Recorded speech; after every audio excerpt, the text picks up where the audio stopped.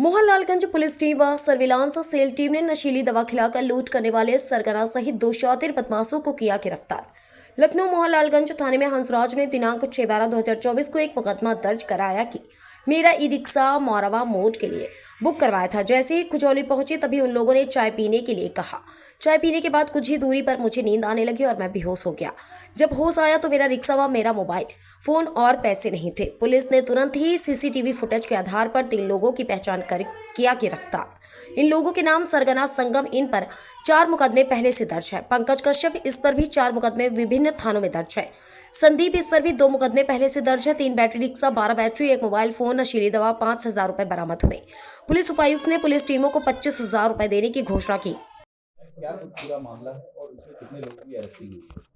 थाना क्षेत्र मोहनलालगंज और जो एसओजी की टीम है विमल टीम, इनके द्वारा गुड़वत किया गया है। एक जहर खुरानी गैंग है, उस गैंग को बस्ट किया गया है और उस गैंग से संबंधित 3 अभियुक्तों को गिरफ्तार किया गया है।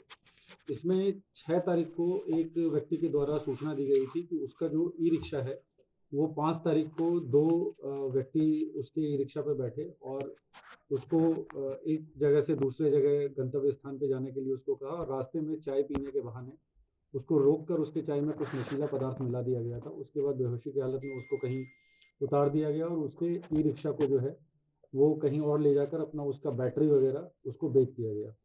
तो इस पूरे प्रकरण के लिए 2 टीमें लगाई गई थी और इसमें 100 से ज़्यादा सीसीटीवी फुटेज खंगाले गए थे और टेक्निकल और मैनुअल दोनों की सहायता से इन अपराधियों को चिन्हित किया गया, फिर उनको गिरफ्तार किया गया है। इन तीनों के नाम हैं संगम, पंकज कश्यप और संदीप उर्फ भूरा।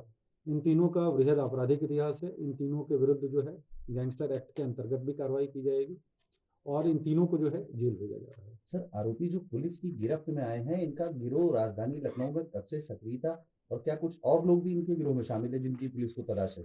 देखिए, इनका जैसा मैंने आपको बताया कि इनका वृहद आपराधिक इतिहास है, कुछ पुराने मुकदमे भी हैं। इनमें एक व्यक्ति कन्विक्टेड भी है, अभी पैरोल पे बाहर आया है और इनके द्वारा आते ही फिर अपराध कारित किया गया है इस तरीके का, तो इनको गिरफ्तार करके जेल भेजा रहा है और निश्चित रूप से भविष्य में जो है कठोरतम वैधानिक कार्रवाई की जाएगी। इनके अगेंस्ट गैंगस्टर एक्ट के अंतर्गत भी कार्रवाई की जाएगी। सर, तीनों का आपस में कनेक्शन क्या है?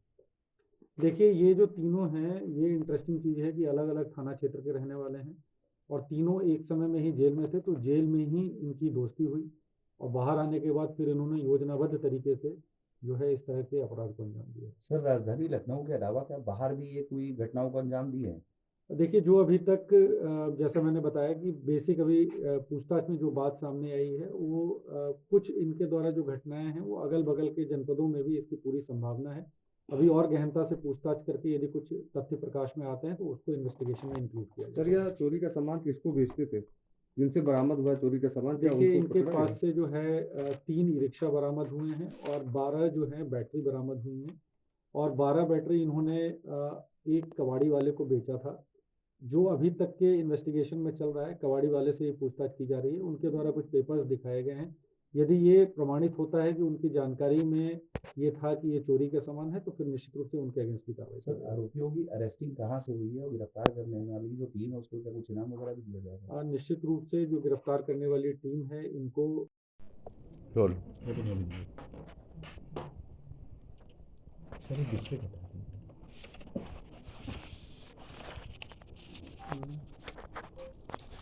ठीक है। थाना क्षेत्र मोहनलालगंज में एक गुडवर्क किया गया है। इसमें जो जहर खुरानी गैंग है उसके 3 गिरोह के सदस्यों को गिरफ्तार किया गया है।